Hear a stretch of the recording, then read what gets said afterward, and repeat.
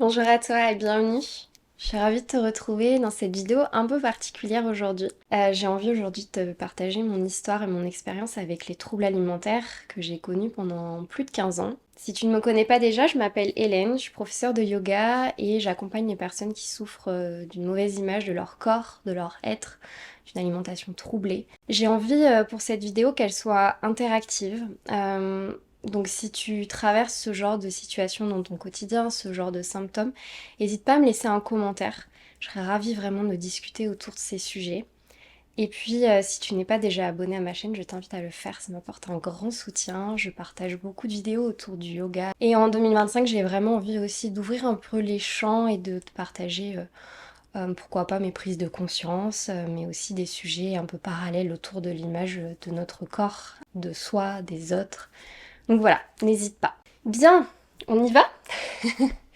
Donc, je vais commencer par te parler un peu de mon histoire, comment j'en suis arrivée à développer des troubles alimentaires, quels ont été mes symptômes, et puis à la fin, bien sûr, je te partagerai mon expérience de comment j'en suis sortie et où est-ce que j'en suis aujourd'hui. Petit disclaimer avant de commencer, aujourd'hui je te partage ma propre expérience. Je pense qu'il y a autant de chemins de guérison que de personnes, et mon expérience ne fait pas preuve de vérité. Je te partage ce qui, moi, m'a aidé dans le simple but de t'ouvrir l'esprit, de te donner un autre point de vue, une autre perspective qui peut-être t'aidera toi-même à trouver ton propre chemin. Je viens d'un petit village en Auvergne, en plein milieu de la campagne, donc j'habitais au milieu des champs de pissenlit et j'ai passé la plupart de mon temps quand j'étais enfant avec mes animaux, avec des chats, j'adorais les chats. Et puis je passais beaucoup de temps dans la nature, je faisais pas mal de vélo, j'aimais marcher, j'aimais danser, j'aimais faire de la gymnastique dehors. Voilà, je passais vraiment beaucoup de temps à l'extérieur. Et j'ai grandi, comme tout le monde. J'ai commencé à faire des études, donc je suis partie chez mes parents. À l'âge de 15 ans, j'ai dû complètement partir puisque il n'y a pas de lycée en fait autour de chez moi, donc on est obligé de partir en internat. C'était le début des problèmes pour moi à ce moment-là. Il y a eu plusieurs phases avant qui ont un peu dirigé vers ça, mais en gros pour résumer, je pense que je me suis beaucoup éloignée de mon rapport à la nature, de mon rapport au vivant, pour essayer en fait de rentrer dans une case parce que j'avais codifié que pour faire plaisir à mes parents, à mes proches, pour être bien intégrée dans la société, je devais faire des études, je devais être bien éduquée, je devais être belle, je devais être mince, voilà, ce genre de choses. Et donc ça m'a un peu suivie pendant toute mon adolescence et quand je suis arrivée au lycée, je venais de rencontrer mon premier petit copain et je pense que c'est la première fois que j'étais amoureuse. Au tel point que quand il m'a quittée, ça s'est mal passé pour moi et en fait je l'ai associé au fait que je venais de prendre du poids. Parce que j'avais beaucoup d'acné à l'âge de 14-15 ans et en fait on avait essayé pas mal de produits qui n'ont pas fonctionné. Donc finalement on m'a mise sous pilule contraceptive. Effectivement ça m'a éliminé mes boutons mais c'est surtout que c'est une pilule qui ne me convenait pas et donc j'ai fait beaucoup de rétention d'eau et j'ai pris une quinzaine de kilos en 2 ou 3 mois. Et en fait j'ai associé cette rupture avec la forme de mon corps. Donc j'ai voulu changer la forme de mon corps puisque inconsciemment j'avais fait cette association-là. J'ai commencé par un régime, j'ai perdu beaucoup de poids rapidement. J'ai surtout perdu de l'eau parce qu'effectivement c'était de la rétention d'eau mais à l'époque on n'en parlait pas vraiment. Très rapidement c'est parti dans de l'obsession plus. Vraiment j'avais le sentiment que plus je maigrissais, plus j'avais de l'attention. Euh, D'autant plus que mon petit copain de l'époque est revenu vers moi, je vais pas dire au moment où j'avais perdu du poids, mais en tout cas moi je l'ai associé à ce moment-là. Et donc j'ai voulu continuer et en fait je suis tombée assez rapidement dans l'anorexie. Je mangeais quasiment rien, c'est-à-dire que pendant des mois je mangeais une pomme, voire une pomme et une barre de céréales par jour. Je me limitais énormément, j'ai perdu beaucoup de poids et j'ai commencé à faire des malaises. Ce qui a bien sûr commencé à alerter mes parents, mais aussi l'infirmerie au niveau du lycée. Et surtout, ils se sont rendus compte que je n'allais plus à la cantine. Donc on m'a obligée à retourner à la cantine pour me réalimenter. Et là, ça a été le début d'une autre phase de troubles alimentaires. L'autre phase, c'est ce moment où je suis obligée de recommencer à manger, mais moi, ça me fait peur parce que j'ai peur de reprendre du poids. Et donc, je cherche tous les moyens possibles pour ne pas grossir tout en remangeant. Et la meilleure solution que j'ai trouvée, c'est de vomir mes repas. J'ai la solution. Il faut que j'aille manger, on me force à manger, on me force à reprendre du poids, moi je veux pas reprendre du poids, donc je vais vomir mes repas, comme ça j'aurai pas à les digérer et surtout les calories vont ressortir. Petit aparté, ça ne fonctionne pas exactement comme ça, mais ça je l'ai appris bien plus tard. Mais se faire vomir ne sert pas à grand chose en fait, parce que ton corps quand il est en manque extrême, il va stocker direct, même quand les aliments rentrent seulement dans ta bouche. Donc, je trouve cette solution miraculeuse et je commence à essayer de me faire vomir par tous les moyens. Et il se trouve que je trouve une solution qui marche très bien sur moi, c'est de boire énormément d'eau pour pouvoir vomir en fait limite naturellement à la fin du repas. Petit aparté qui me semble important à faire pour pas que vous vous mépreniez. Je ne suis pas du tout en train de faire l'apologie de vomir et de vous inciter à le faire. Bien au contraire, ne faites jamais ça. C'est juste pour vous montrer que le fait que j'ai réussi à vomir très facilement a engendré le fait qu'il a été très très difficile pour moi d'arrêter. Et donc ça commence comme ça, et comme j'ai cette solution, je me dis bon chouette, je vais pouvoir continuer de manger tout ce que je veux. Et donc les crises de boulimie sont arrivées assez rapidement aussi. Les crises de boulimie, c'est des moments où je mangeais des quantités astronomiques de nourriture. Je vais vous donner une petite référence pour que vous compreniez à quoi ça peut ressembler ce type de symptômes. Vous pouvez manger, je sais pas, une dizaine de pains au chocolat, en plus de baguettes avec une plaquette de beurre, en plus des pâtes, en plus du fromage, ce genre de choses. Tout ça en une seule prise et ensuite j'allais vomir. Et au plus haut pic, j'en étais à 5 à 6 crises de boulimie par jour. Voilà, juste pour vous rendre compte un peu de... Je sais que quand on traverse pas ce genre de situation, on peut pas se rendre compte et limite ça peut dégoûter. Surtout on a souvent la croyance que c'est juste un manque de volonté. Pas du tout un manque de volonté, on ne peut pas contrôler, c'est vraiment une envie irrépressible. Je le décrirais un peu comme une envie de faire pipi en fait. On peut pas faire autrement. J'ai à ce moment-là donc à peu près 16 ans et les crises de boulimie sont là, il y en a beaucoup. Ça devient un calvaire parce que mes proches et surtout le corps médical ne m'aident pas en fait. En tout cas, je me sens pas écoutée et je me sens incomprise, mais ce qui est normal parce que je pense que tant qu'on n'a pas vraiment connu ce genre de situation, on peut pas comprendre la personne. Ça va rythmer mon quotidien pendant plusieurs années, donc crise de boulimie sur crise de boulimie. En plus, un petit peu après, je vais avoir mon propre appartement, donc notamment quand je vais être en faculté. En plus de ça, j'aurai mon petit boulot à côté, donc je vais avoir plus d'argent parce que ça coûte évidemment très cher. À une période, j'étais obligée de voler de la nourriture, de voler de l'argent pour m'acheter de la nourriture. Enfin, j'ai fait des choses dont je ne suis absolument pas fière, ce qui est normal. Mais c'était un mécanisme de survie. En fait, vraiment, j'étais en mode survie. Là, on en est à peu près à mes 20 ans. Donc voilà, ça fait partie de mon quotidien. C'est douloureux, mais je suis en lutte constante parce que j'ai la conviction que le jour où j'aurai plus ces crises, je serai bien dans ma vie en fait, je serai heureuse parce que sur le papier, j'ai tout pour être heureuse. Je fais des études, j'ai des amis, je passe mon temps en soirée parce que c'est cool, t'as 20 ans donc tu sors, tu bois de l'alcool, t'as plein de potes, j'ai un petit copain avec qui ça se passe plutôt bien, enfin voilà, sur le papier tout va bien. Mais il y a ces crises de boulimie. Donc je me dis le jour où elles seront plus là, ça sera parfait, ma vie sera parfaite. Je déménage dans le sud de la France, je déménage à Aix-en-Provence d'abord avant d'emménager à Marseille après. J'avais déjà vu plusieurs psychiatres, je crois que j'en avais vu deux qui m'avaient dit que c'était une crise d'adolescence et que ça passerait. J'avais vu une psychologue qui avait en fait associé ces troubles alimentaires à des traumas passés alors que pareil sur le papier j'avais pas vraiment vécu de trauma donc en fait je comprenais pas que j'avais ça.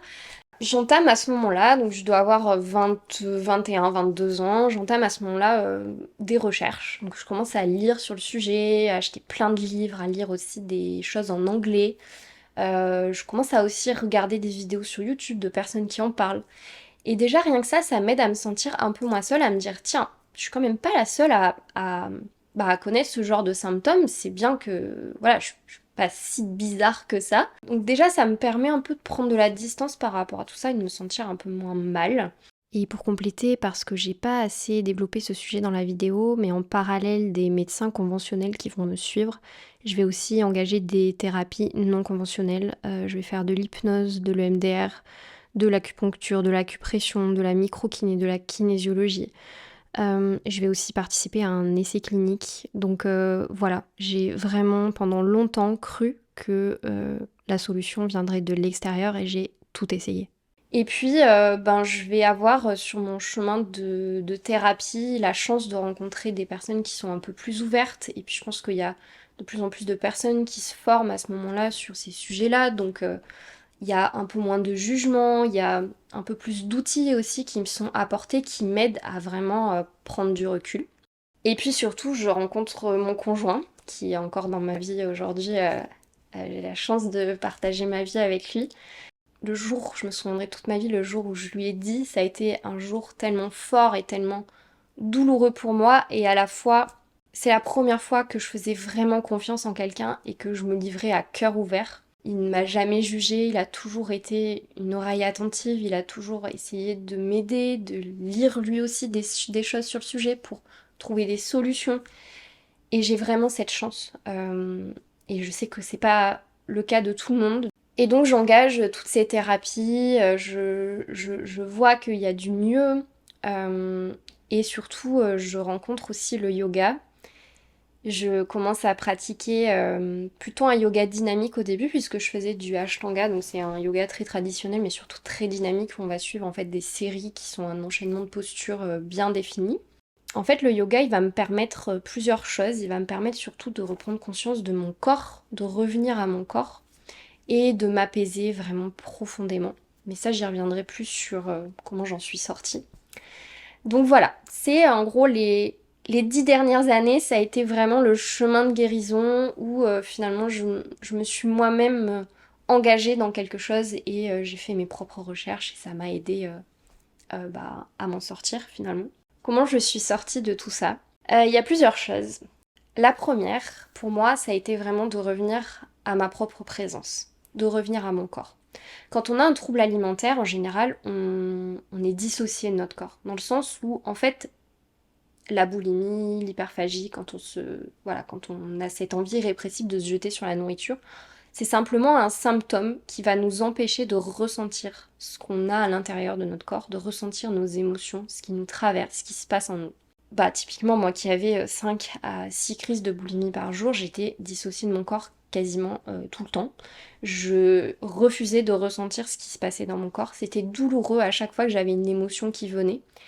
Et même quand c'était une émotion positive, c'est pour ça que je vous dis que sur le papier, il n'y avait rien, il n'y avait pas de trauma, tout allait bien dans ma vie, j'avais de quoi avoir une vie parfaite.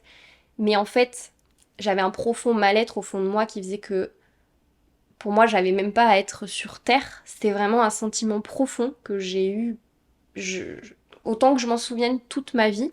Ce qui fait que même quand il y avait des émotions positives, de la joie, du bonheur, j'avais l'impression que j'avais pas le droit de ressentir ça.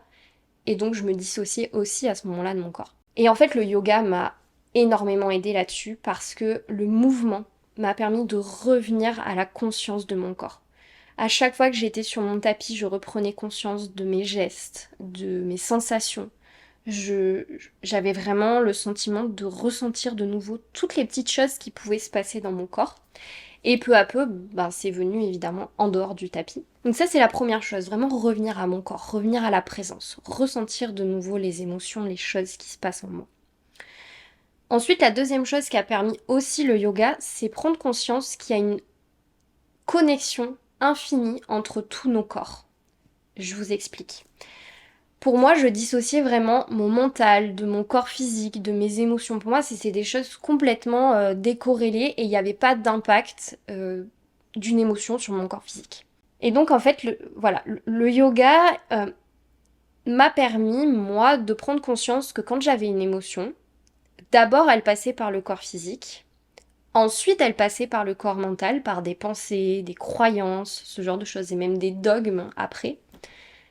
Et en fait, il y avait vraiment une influence de chacun des corps sur les autres corps. Tout ça, ça m'a permis de prendre conscience que si déjà je travaillais sur un corps, je travaillais sur les autres corps, mais surtout que je devais travailler sur tous ces corps-là, sur l'aspect émotionnel, sur l'aspect mental, sur l'aspect physique, sur l'aspect spirituel, et que c'était vraiment important de prendre toutes les dynamiques, en fait, tous les aspects de mon être pour me sentir mieux. La troisième chose, qui est sans doute la plus importante et la plus essentielle, c'est de remanger. Le jour où j'ai accepté que je devais manger sans avoir de restriction derrière, sans avoir de compensation derrière, vraiment les crises ont diminué de 80-90%, je pense. Pour compléter, pour moi, si cette phase de renutrition a été possible, c'est parce que j'avais fait justement ce travail en amont sur le plan mental, émotionnel, physique. J'ai eu une phase qui a été douloureuse, qui est une phase par laquelle passent toutes les personnes qui guérissent de troubles alimentaires. C'est une phase de faim extrême. C'est une phase où en fait le jour où j'ai accepté que je devais remanger, que je devais redonner de l'énergie à mon corps, que je devais le renourrir, donc arrêter de vomir tous mes repas, parce qu'en fait j'avais les crises de boulimie où je vomissais, mais en plus de ça, à chaque fois que je mangeais quelque chose, je vomissais, donc je gardais jamais rien en moi. J'ai recommencé à manger, j'ai recommencé à faire des repas, je faisais 6 repas par jour pendant, je dirais, des semaines. Et en fait, vraiment, ça a écarté les crises de boulimie parce que mon corps physique, il était renourri, donc il n'y avait plus cette envie répressive de me jeter sur de la nourriture. Le symptôme, c'est un peu comme un cercle vicieux. Une fois qu'il est là en place, il est entretenu. Mais à partir du moment où on casse la boucle, ça permet de sortir de ce cercle vicieux. Pour terminer sur ce sujet, peut-être que vous allez vous poser la question, mais oui, effectivement, j'ai repris beaucoup de poids pendant cette période-là, qui a duré à peu près 6 mois, je dirais, et j'ai dû prendre une vingtaine de kilos. Mais j'étais en capacité émotionnelle d'accepter cette prise de poids, et surtout, j'avais la foi au fait que ça allait se réguler. Et effectivement, ça a mis environ 1 an de plus, je dirais, mais ça a fini par se réguler, et aujourd'hui, je pense être à mon poids de forme. La quatrième chose qui m'a aidée, c'est de changer ma posture intérieure. À un moment donné, je me suis rendu compte, et j'ai voyagé pendant plusieurs mois à travers le monde.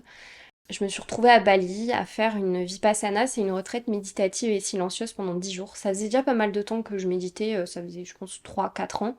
Et j'avais déjà fait des retraites de 2 ou 3 jours, mais j'avais vraiment le sentiment qu'il fallait que j'aille plus loin, que j'aille creuser encore plus loin dans cet outil-là. Et en fait, je crois que c'est vraiment à ce moment-là que j'ai eu un déclic. En fait, que j'ai expérimenté ce que j'avais déjà conscientisé, ce que j'avais déjà compris. J'utilise souvent la comparaison avec la nagologie. Vous aurez beau lire 40 000 livres qui vous expliquent comment nager, si vous n'allez pas dans une piscine, vous n'apprendrez jamais à nager. C'est la même chose. J'avais beau avoir compris plein de choses que j'avais lues, que j'avais entendues, que les thérapeutes m'avaient dit, je les avais pas expérimentées. Je les avais pas mises en pratique. Et en fait, pendant cette vipassana, j'ai compris que la posture que j'avais intérieure face à la boulimie, elle était pas juste pour moi en fait. Pour moi, la boulimie, c'était le mal à abattre. C'était ce qui m'empêchait d'être heureuse. Je reviens sur ce que je disais au début, mais pour moi, j'avais tout pour être heureuse et vraiment, elle me pourrissait la vie. Il fallait que je m'en débarrasse. À chaque fois que j'avais une crise, je culpabilisais. À chaque fois qu'il n'y avait pas de crise, j'étais fière de moi. Et ça, c'est vraiment agir depuis un espace de lutte. Quand j'ai compris ça, que je devais changer de posture et que je devais partir sur un espace d'amour, quand j'ai pris cette décision-là, il y a quelque chose d'incroyable qui s'est débloqué en moi. Quand je dis que j'ai changé de posture et que j'ai agi depuis un espace d'amour, c'est qu'à un moment donné, je me suis dit que la crise, elle était là pour me sauver, que la crise, elle me permettait d'incarner ce que je refusais d'incarner dans mon quotidien. Et merci la crise de m'avoir sauvée. Ça peut paraître fou d'entendre ça, mais quand j'ai changé cette posture-là, et c'est quelque chose qu'on ressent au fond de soi, hein, c'est pas juste le conscientiser parce que je le dis encore, pour moi ça je l'avais compris qu'il fallait faire ça et je me disais oui merci la crise, merci à toi de me sauver la vie etc. Mais je l'avais pas expérimenté au fond de moi et en fait c'est vraiment un espace intérieur qui s'ouvre à un moment donné, je sais pas comment le décrire autrement. Oui effectivement c'est un choix et vraiment j'ai fait le choix que si la crise était là, c'était ok. C'était vraiment, ça ne devait pas être la condition à mon bien-être. C'est pas parce qu'il y aurait plus de crise que je serais heureuse, et c'est pas parce qu'il y avait des crises que je ne serais pas heureuse. Et la dernière chose sur laquelle je voulais venir qui m'a aidée, c'est d'apprendre à m'incarner. Je disais au début que, en fait, plus les années passaient et plus je voulais rentrer dans des cases, je voulais vraiment me conformer à ce que la société voulait que je sois, en fait. Euh, déjà que je sois bien foutue. Donc j'avais quand même une forte charge sur le rapport à mon corps, parce que pour moi, mon corps me permettait d'être, je sais pas, acceptée, regardée, aimée. Que je devais faire des études, avoir un travail avec, je sais pas, un CDI, un super salaire, avoir une maison à 30 ans, enfin... En fait, vraiment, je voulais rentrer dans ces cases-là parce que j'avais codifié que pour que les autres m'aiment, il fallait que je fasse ça. Petit disclaimer, je suis pas du tout en train de juger ce mode de fonctionnement-là ou ce mode de vie-là. Simplement, je suis en train de t'expliquer que moi, c'est pas un mode de vie qui me correspond pleinement. Et quand je suis sortie de ça, quand j'ai compris que ça, c'était pas moi, et que j'ai vraiment commencé à incarner pleinement qui j'étais, cet espace-là, il s'est ouvert de plus en plus, et de plus en plus, j'étais bien, j'étais épanouie. Je pense aussi que s'incarner, c'est un travail du quotidien. C'est prendre conscience qu'il y a des choses qu'on fait machinalement, qu'on fait parce que la société veut qu'on les fasse, ou parce qu'on a codifié que c'était mieux de les faire, et qu'on juge des parts de nous qui n'ont pas envie de faire ça. Prendre conscience de ça, c'est avoir le pouvoir de changer ça, c'est avoir le pouvoir de changer les activités qu'on fait. Moi, j'ai eu la possibilité, je sais très bien qu'on n'a pas tous la possibilité de faire ça, mais j'ai eu la possibilité de changer de voie professionnelle et maintenant je suis pleinement épanouie. Mais ça peut aussi être dans son quotidien, apprendre à intégrer des petites choses qui nous font du bien, même si on peut pas changer de métier, même si on va pas se séparer de notre famille, enfin voilà, ça peut être aussi des petites choses. Où est-ce que j'en suis aujourd'hui par rapport à tout ça?